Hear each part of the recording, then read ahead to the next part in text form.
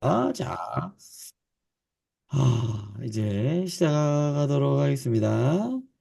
오늘도 함께 해주셔서 감사드리고요. 자, 이제, 자, 오늘, 교육장 교육 이제 시작하도록 하겠습니다. 기도하고 시작하겠습니다. 사랑과 자비가 많으신 하나님 아버지, 오늘 이 시간도 우리 교육장님들과 함께 돌아오는 주일의 말씀을 살펴볼 때 하나님께서 지혜를 주시고 은혜를 도와주셔서 구역원들과 함께 나눈 가운데에서 하나님의 은혜가 넘치게 해주시고 하나님을 더욱더 힘써 알아갈 수 있는 우리 구역장님들과 그리고 우리 성도님들 되게 하여 주시옵소서.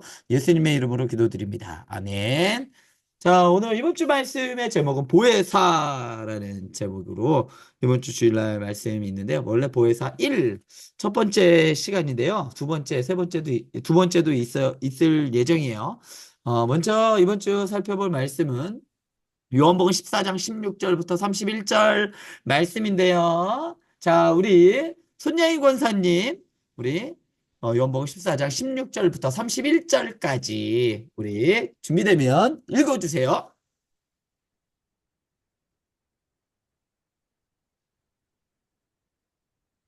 나눠서 읽으면 안 돼요? 반씩? 안식이요? 손양희 권사님,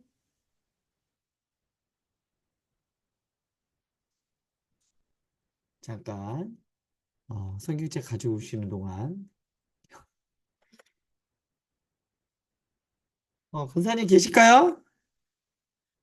안 계시면 우리 그래요. 반반씩 한번 읽어볼까요? 그러면 우리 종영희 권사님, 우리 먼저 앞부분 24절까지 한번 읽어주시기 바랍니다. 읽어주세요. 내가 아버지께 구하겠으니 그가 또 다른 보혜사를 너희에게 주사 영원토록 너희와 함께 있게 하리니 그는 진리의 영이라. 세상은 능히 그를 받지 못하였나니 이는 그를 보지도 못하고 알지도 못함이라. 그러나 너희는 그를 아나니 그는 너희와 함께 거하심이요 또 너희 속에 계시겠습니다. 내가 너희를 고아와 같이 버려두지 아니하고 너희에게로 오리라. 조금 있으면 세상은 다시 나를 보지 못할 것이로되 너희는 나를 보리니 이는 내가 살아있고 너희도 살아 있겠습니다. 그날에는 내가 아버지 안에 너희가 내 안에 내가 너희 안에 있는 것을 너희가 알리라. 나의 계명을 지키는 자라야 나를 사랑하는 자니 나를 사랑하는 자는 내 아버지께 사랑을 받을 것이요 나도 그를 사랑하여 그에게 나를 나타내리라. 바롯이 아닌 유다가 이르되 주여 어찌하여 자기를 우리에게는 나타내시고 세상에는 아니하려 하시나이까. 예수께서 대답하여 이르시되 사람이 나를 사랑하면 내 말을 지키리니 내 아버지께서 그를 사랑하실 것이요 우리가 그에게 가서 거처를 그와 함께 하리라. 나를 사랑하지 아니하는 자는 내 말을 지키지 아니하나니 너희가 듣는 말은 내 말이 아니요 나를 보내신 아버지의 말씀이니라. 네, 우리 김순남 권사님이 한번 25절부터 31절까지 한번 읽어주세요. 네, 내가 아직 너희와 함께 있어서 이 말을 너희에게 하였거니와 보혜사 곧 아버지께서 내 이름으로 보내실 성령 그가 너희에게 모든 것을 가르치고 내가 너희에게 말한 모든 것을 생각나게 하리라. 평안을 너희에게 끼치노니 곧 나의 평안을 너희에게 주노라. 내가 너희에게 주는 것은 세상이 주는 것과 같지 아니하니라. 너희는 마음에 근심하지도 말고 두려워하지도 말라. 내가 갔다가 너희에게로 온다 하는 말을 너희가 들었나니 나를 사랑하였더라면 내가 아버지께로 감을 기뻐하였으리라. 아버지는 나보다 크심이라. 이제 일이 일어나기 전에 너희에게 말한 것은 일이 일어날 때에 너희로 믿게 하려 함이라. 이후에는 내가 너희와 말을 많이 하지 아니하리니 이 세상에 임금이 오겠음이라. 그러나 그는 내게 관계할 것이 없으니 오직 내가 아버지를 사랑하는 것과 아버지께서 명하신 대로 행하신 것을 세상이 알게 하려 함이로라. 일어나라 여기를 떠나자 하시니라. 아멘. 아멘. 자, 오늘 말씀에서 핵심 포인트는 이제 제목이 보혜사죠. 보혜사인데요. 보혜사가 어떤 의미로 가지고 있을까라고 하면 우리 뭐 다 아시죠? 보혜사의 원래 뭐 단어적인 뜻은 뭐 조력자, 격려자, 중재자라는 뜻을 가지고 있는 말이에요. 그러니까 보혜사라고 하면 중재자다. 그러면서 조력자이면서 격려자다. 이래서 사실은 이게 어느 한 일에서만이 아니라요. 전 인격적으로 전 인생 그냥 평면적이라 아니라 입체적으로 도와주는 분을 의미를 해요. 그래서 그냥 이거를 단어적인 의미로 이렇게 풀어서 이야기하면 뭐 조력자이고 격려자이고 중재자다라고 하는 이 의미를 이때 당시에 예수님 당시에 보혜사다라면 이런 의미를 가지고 있었어요. 도움을 위해 곁으로 불려진 자라고 보혜사를 일반적으로 사용을 했습니다. 도움을 위해 곁으로 불려진 자. 이것을 로마 시대 때는 뭐가 많이 발달돼 있었냐? 법이 발달돼 있었죠. 로마 시대 때는 또 뭐가 발달되는 재판 이런 것들이 또 나름 많이 발달이 돼 있었는데요. 요 보혜사다라는 말을 법률적인 용어로도 많이 사용을 했어요. 보혜사 옆에서 돕는 자 역할을 하고 있는 법률적인 사람 누구죠? 변호사? 그죠? 법률적인 조언을 해주는 사람, 우리 지금 해봤을 때는 변호사의 역할을 하는 사람, 그러한 사람을 보혜사다라고 예수님 당시의 사람들은 이야기를 했습니다. 보혜사라는 말이 그래서 전혀 새로운 단어를 이야기한 게 아니라요. 보편적으로 이렇게 법률적으로 사람이 법률적으로 도와주는 역할을 했던 사람, 재판을 받을 때 옆에서 돕는 역할을 했던 사람을 바로 보혜사라고 했는데, 오늘 말씀에서 보혜사는 누굴까요? 뭐, 보혜사라고 하면 우리 뭐 대부분 보통은 성령님이라고 볼 수도 있겠지만요. 오늘 본문 말씀에서는요, 누구냐면 바로 예수님이에요. 내가 아버지께 구하겠으니 그가 또 다른 보혜사를 너에게 주겠다라고 했는데, 그건 또 다른 보혜사고요. 지금 당장, 하나님과 제자들 사이를 연결해주는 중재자이면서 조언자 역할을 하고 있는 분이 누구냐면 바로 예수님입니다. 그래서 예수님이 제자들에게 있어서는 보혜사의 역할을 하고 있는 거예요. 도움을 주는 자, 격려자이면서 조력자 역할을 하는 거죠. 왜냐면, 제자들은 막바로 그 하나님에 대해서 알 수가 없었어요. 어떤 분이신지, 그리고 예수님이 몰고 온 하나님의 나라에 대해서도 제자들은 아직도 제대로 깨달아 알지 못했죠. 그런데 예수님께서 옆에서 가르쳐 주시고 말씀해 주시면서 제자들은 점차적으로 하나님의 나라에 대해서 조금씩 조금씩 그나마 깨닫게 되고 예수님이 누구인지에 대해서도 하나님이 누구이신지 어떤 일을 하시는지에 대해서도 조금씩 조금씩 알아가고 있다는 것이죠. 그런데 완전히 알지는 못했어요. 자, 그래서 오늘 말씀에서 여기서 보혜사는 바로 예수님을 말씀하시는데요. 그런데 또 다른 보혜사라고 했잖아요. 그래서 또 다른 보혜사는 누구죠? 우리가 알고 있는 대로 성령님이죠. 어, 자, 성령께서는 어떤 일들을 하느냐 보면요. 성령이 하시는 일을 한마디로 이렇게 표현을 하자면 이렇습니다. 우리 한번 같이 한번 읽어볼까요? 성령이 하시는 일을 한 문장으로 표현한 거예요. 근데 이 문장 안에 성령님이 하시는 일들이 다 들어가 있다고 볼 수 있어요. 우리 한번 지금 뭐 목소리 한번 각자 한번 읽어봤으면 좋겠습니다.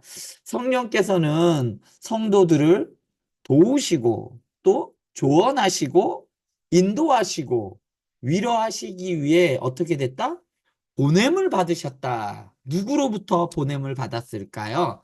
여기서 누구로부터 보냄을 받았느냐라는 이것 때문에 많은 논쟁이 있었어요. 그렇지만 성령님은 누구로부터 보냄을 받았느냐면 성부로부터 보냄 받으셨고 성자로부터 보냄 받으셨어요.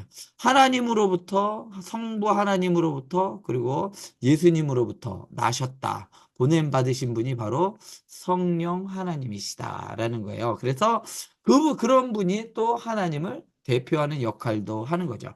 그래서 한번 요거를 한번 기억해 주시면 좋습니다. 성도님들을 도우시는 역할, 조언을 하시는 역할, 또 인도하시는 역할, 그리고 성령님은 대표적으로 우리를 위로하시고, 그리고 위로하시기 위해 하나님 성부와 성자로부터 보냄을 받은 사람, 그 받은 분으로 하나님을 대표하는 역할도 하신다라는 것을 성령의 역할에 대해서 꼭 알고 계시면 좋겠습니다. 그런데 오늘 말씀에서 17절에 보면요. 그는 어떤 영이다? 그는 진리의 영이다라고 말합니다. 진리의 영이다라고 하면 진리의 영은 누굴까요? 그는 진리의 영이다라고 했는데 여기서는 또 다른 보혜사, 그러니까 성령님을 얘기하는데 성령은 진리의 영이죠. 우리도 찬양에서도 그렇죠. 진리의 영이신 성령이 오셨네 이렇게 하잖아요. 그러면 이 진리의 영이 과연 어떤 의미를 가지고 있느냐는 거예요. 우리가 진짜를 알게 하시는 분, 이런 의미로 포괄적으로 이야기할 수도 있겠지만요. 이 진리의 영이라는 것은요. 구약 시대와 신약 시대에 대해서도 이 진리의 영을 표현하는 법이 조금 달라요. 구약 시대에서는 이 진리의 영, 성령께서 어떤 역할을 하셨냐면, 원래 진리의 영은 구약에서는 예표하는 거죠. 성령이 앞으로 어떤 일들을 하게 할 것인가에 대해서 예표하는데요. 뭐냐면 바로 성령에는 이런 거예요. 하나님의 법이 우리에게 있고 그것을 행하게 하시는 분. 어, 이분이 바로 성령님이라는 거예요. 과연 그게 어떤 의미일까? 요 잠시 뒤에 한번 살펴볼 텐데요. 이게 신약 시대에 와서 이 진리용, 그러니까 성령님에 대해서는 성령님은 어떤 역할을 하고 계시느냐? 바로 성령께서 하시는 역할과 구약에서 얘기했던 것과 성령이 임했을 때 예표했던, 얘기했던, 예언했던 역할이 같은 역할인데요. 오늘 말씀에서 이 진리의 영의 역할은 바로 이런 역할이죠.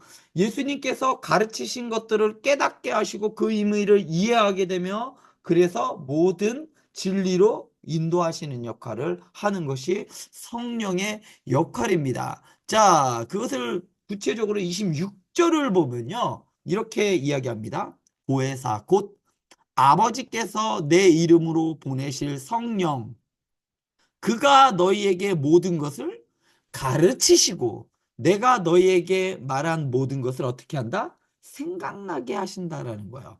그래서 요한이 나중에 가면 뭐라고 하냐면, 그때 우리가 그게 예수님이 그런 분이신지 우리가 몰랐어. 근데 이제 그 딱 아니까, 이제 되니까 내가 그걸 알겠어. 예수님이 그런 이야기를 왜 하셨는지, 왜 이렇게 나는 누구다라고 했는지, 그때는 우리가 아직 모자랐어. 그때는 우리가 깨닫지 못했어. 왜요? 성령을 받지 못했기 때문에 우리가 그때는 깨닫지 못했지만 성령께서 임하시고 난 다음에 그 예수님이 어떤 분이시고 그때 예수님께서 그 얘기를 하신 것들을 우리가 기억나게 하셔서 그 의미를 깨닫게 하셨다.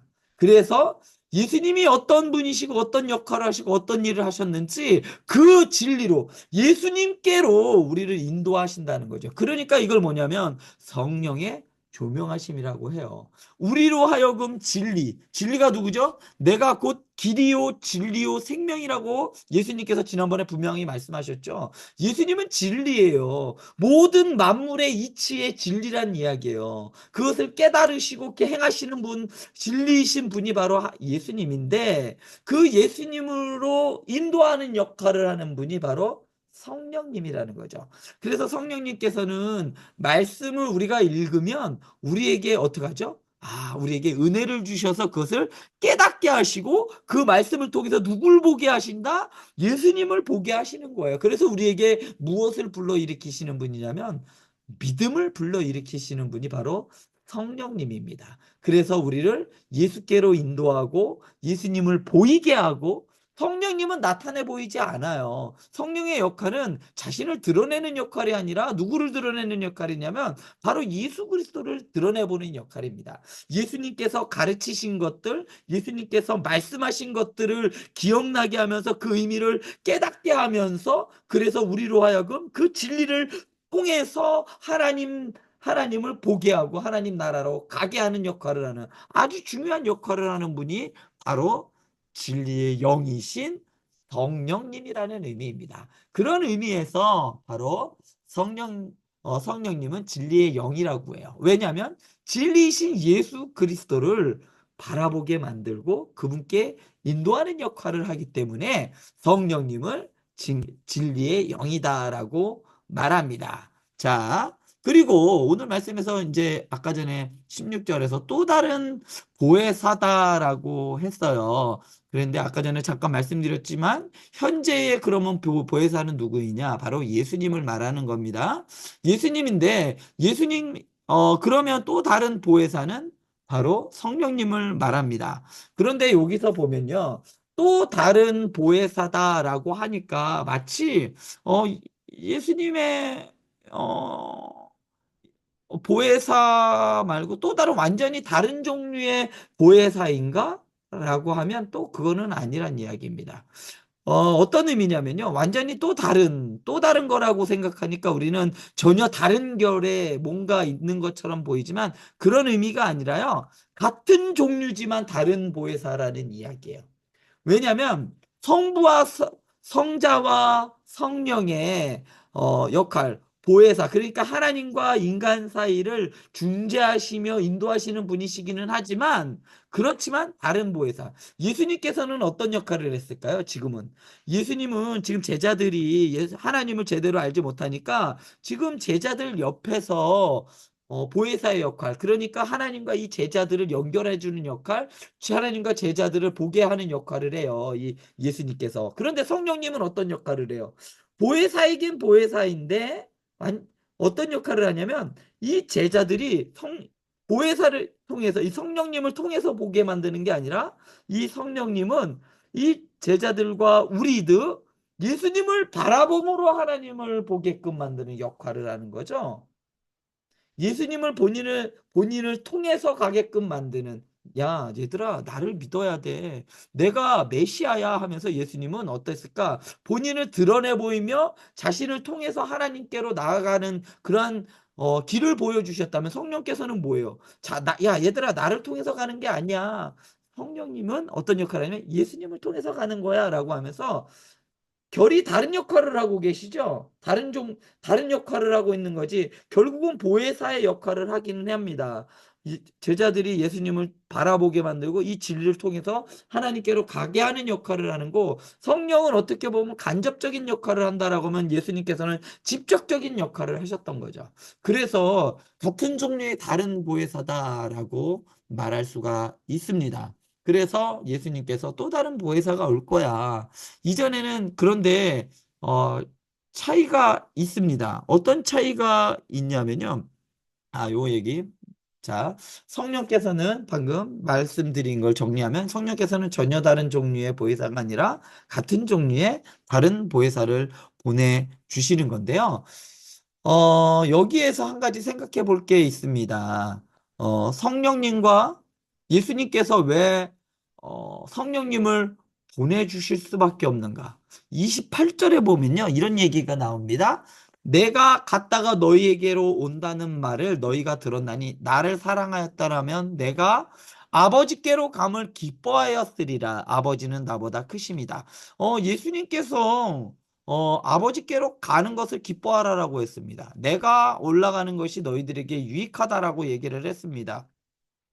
왜 그랬을까요? 성령님을 보내주심으로 더 너희들에게 기쁨이 있다? 즉, 너희에게 더 유익하다라고 하셨는데, 왜 유익할까요? 여기서 그 부분이 명확하게 자리 잡혔으면 좋겠습니다.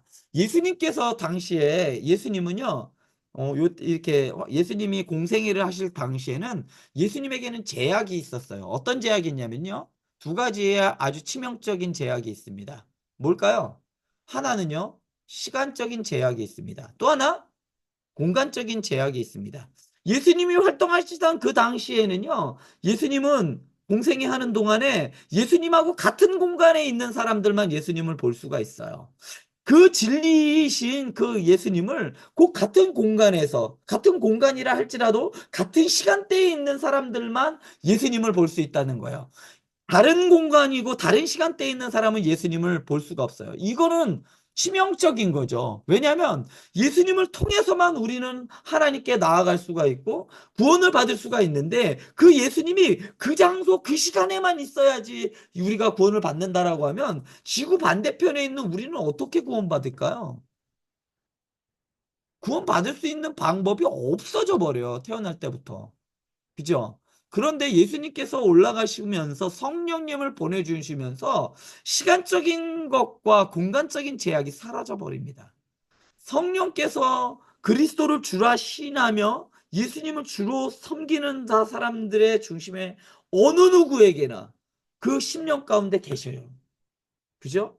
그래서 시간적인 것과 공간적인 이 모든 것들을 초월해서 그 하나님의 시간과 하나님의 공간 그 안에서 이루어지게 되는 거죠. 그렇기 때문에 우리의 구원이 확실하게 담보되어지고 확실하게 확정되어질 수 있는 것은 바로 성령님이 오셨기 때문에 우리가 구원을 완전히 누릴 수가 있게 되는 겁니다. 만약에 성령님이 안 오셨다라고 하면 예수님을 믿는 그 이스라엘에서 그때 당시에 예수님을 만난 사람들만 구원받을 수가 있는 거예요. 그러니까 참 안타깝죠. 그렇지만 예수님께서 올라가시면서 성령님을 우리에게 보내주심으로 이 모든 것들이 다 시간과 공간과 이 모든 것들이 다 무너져 버리고 이제 그런 제약들이 사라져 버리게 된 거죠. 그래서 예수님께서는 기뻐하라라고 한 겁니다. 자, 그런 의미를 아시고. 자, 예수님께서 그래서 뭐라고 얘기하시냐면요. 야, 영원토록 너희와 함께 있을 거야. 26절에서 말합니다. 또 다른 보혜사를 너희에게 주사 영원토록 너희와 함께 할 것이다 라고 했던 말이 이 성령님이 시간적인 제약이 없어져 버리는 거예요. 그러니까 우리에게 봤을 때는 영원으로 그 성령님과 함께 할 수 있는 거죠. 우리 안에. 그리고 시간적과 공간적으로도 다 그런 겁니다. 자, 그런데 이 이야기는요, 영원토록 내가 또 다른 보혜사를 너에게 주사 영원토록 너희와 함께 있게 하겠다라는 이 말씀은요, 구약에서의 또 다른 말씀의 성취입니다. 뭐냐면요, 에스겔서 36장 26절부터 27절 말씀을 보면요, 또 내용을 너희 속에 두고 새 마음을 너희에게 주되 너희 육신에서 굳은 마음을 제거하고 부드러운 마음을 줄 것이며 또 내용을 너희 속에 두어 너희로 내 율례를 행하게 하리니 너희가 내 규례를 지켜 행할지니라. 이 말씀이 뭐냐면요. 새 영을 너희 속에 준다라는 거. 성령을 너희에게 주어서 너희에게 새 마음을 너희에게 줄 거야. 그러면 그랬을 때 어떤 일이 벌어지느냐면 바로 하나님의 말씀에 순종하게 된다는 말입니다. 이 성령이 임한 사람들의 공통적인 특징은 하나님의 말씀에 순종하게 되어 있다는 겁니다. 우리가 삼위일체 예배 공동체에서 말씀에 순종해야 된다라는 것, 말씀에 순종하는 삶에 앞서서 우리가 무엇을 추구해야 되냐면 바로 예수님을 믿어서 그 성령님이 나와 함께하고 있어야 이 모든 것들이 가능하다는 겁니다. 어, 그래서 성령을 받지 않으면 이것들이 하기가 불가능해요. 성령 받은 자들, 예수 믿어 구원 받은 자들은 하나님 예수님의 말씀 따라 순종하는 것이 어렵지 않다라는 겁니다. 왜냐? 성령님이 우리 안에 보면 내 영을 너희 속에 두어서 너희로 내 율례를 행하게 하겠다라는 거죠. 하나님의 영, 성령을 우리 속에 두어서 우리가 하나님의 말씀, 예수님의 말씀을 순종하게 행하게 하겠다라고 하신 거기 때문에 그렇습니다. 성령님의 역할은 뭐냐? 그래서 우리로 하여금 그 진리이신 예수 그리스도의 말씀에 순종하게끔 만드는 역할을 하는 것이 성령님의 역할입니다. 그래서 우리가 기도할 때 성령님, 내가 하나님의 말씀에 엎드려지며 하나님의 말씀에 순종할 수 있도록 하나님 내 삶을 인도해 주십시오라는 이런 성령님의 도우심을 항상 간구해야 하는 겁니다. 아시겠죠? 자, 그래서 이것을 뭐라고 하냐? 영원토록 너희와 함께 있겠다. 성경에서는 이걸 뭐라고 하죠? 신약 성경에서는 신약 성경 사복음서 시작하면서 뭐라고 얘기했냐면 이것을 임마누엘이라고 합니다. 하나님이 너희와 함께 하신다. 성령님을 우리에게 보내주심으로 말미암아 하나님이 영원히 우리와 함께 있다는 거야. 영원토록 너희와 함께 있을 것이다. 임마누엘의 하나님, 내가 너희와 함께 있을 거야라고 구약에서부터 이야기했던 이 말씀을 영원토록 함께 하시다는 이 말씀을 약속을 성취시킨다는 것이죠. 성취하겠다는 거죠. 어떻게 했어요? 예전에는 보면 아브라함과 이삭과 야곱이 하나님께 제사를 드릴 때 하나님이 함께 하신다는 것을 제사를 통해서 알게 됐어요. 그리고 성막 시대에 왔을 때는 성막에서 하나님이 그들과 함께 해주시는 것을 제사를 통해서 하나님께 나아가면서 하나님이 그곳에 계시고 우리와 다스리고 계심을 성막을 통해서 알았단 말이에요. 아, 저곳에 하나님이 계시지. 성전 시대에 와서는 성전을 통해서 하나님이 그곳에서 이스라엘 백성들을 만나 주셨단 말입니다. 그런데 신약 시대에 와서는 교회에 와서 하나님과 함께 했다라는 걸 느끼는 게 아니라 하나님이 우리 안에 계시는 거죠. 우리가 하나님의 전이 되어서 하나님의 전이 되어서 거하시는 성전이 되어서 우리와 영원토록 함께 계시는 그 임마누엘의 하나님을 우리가 경험할 수 있게 되었다는 겁니다. 무엇을 통해서? 성경을 통해서요. 그래서 이것은 바로 구약 예언이 어떻게 되었다? 성취되었다. 하나님의 말씀이 이루어졌다라는 것이죠. 그래서 이 말씀이 이루어진과 동시에 그 외적인 말씀들도 하나님의 말씀은 하나도 1.1획도 땅에 떨어지지 않고 그 말씀이 반드시 이루어진다라는 것을 우리가 이 부분을 통해서도 또 한번 깨달을 수가 있게 되는 겁니다. 자, 그렇다면 문제로 들어가서요. 이번 주에 나오는 물세 문제. 예수님께서 우리에게 주신 선물 두 가지가 있습니다. 뭘까요? 하나는 구원이고 또 하나는 성령이죠. 자, 하나는 구원이고 또 하나는 성령입니다. 그러면 오늘 말씀에서 아까 말씀드렸듯이 또 다른 보혜사는 누구일까요? 바로 성령님을 말합니다. 자, 이번에 마지막은 우리 구역 식구들과 함께 나눌 때요. 이렇게 한번 나누어 봤으면 좋겠습니다. 성령님의 함께 하심을 나는 어느 때 느낄 수 있는지 한번 나눠 봤으면 좋겠습니다. 아, 이럴 때 나는 성령님이 나와 함께 하심을 예수님이 나와 함께 하심을 경험하고 느낄 수 있어라고 하면서 느꼈던 경험과 체험들 한번 구역 식구들과 함께 나누어 봤으면 좋겠습니다. 자, 이것으로 이번 주 말씀을 한번 함께 살펴봤고요. 궁금한 점 있으면 카카오톡이나 문자 통해서 저한테 질문을 해주시면 답변해 드리도록 하겠습니다. 성령에 대해서는요, 좀 많은 연구와 논문들이 많이 나와 있어요. 근데 오늘 말씀드린 건 아주 극히 일부분이라서 혹시라도 궁금한 분들이 계시면 언제든지 연락을 주시면 한번 제가 아는 한도 내에서 성심성의껏 답변해 드리도록 하겠습니다. 이번 주도 보혜사 이 말씀 가지고 많은 은혜 받으시기 바랍니다. 기도하고 마치도록 하겠습니다. 기도하겠습니다. 사랑과 자비가 많으신 하나님 아버지, 우리 성령님을 보내주셔서 우리와 영원히 함께 하시겠다. 임마누엘의 하나님, 하나님을 경험하게 해주시니 감사합니다. 지금 이 시간도 나와 함께 해주시고 동행하시는 그 하나님을 우리 구역장님들과 우리 행복한 교회 성도들이 마음껏 누리게 하여 주시고 함께 동행하는 그 기쁨을 누리는 우리 성도님들과 구역장님들 되게 하여 주시옵소서. 예수님의 이름으로 기도드립니다. 아멘. 아멘. 수고 많으셨습니다. 감사합니다. 수고하셨습니다. 내일 뵙겠습니다. 내일 금요기도회를 통해서 만나 뵙도록 하겠습니다. 그럼 내일 뵙겠습니다.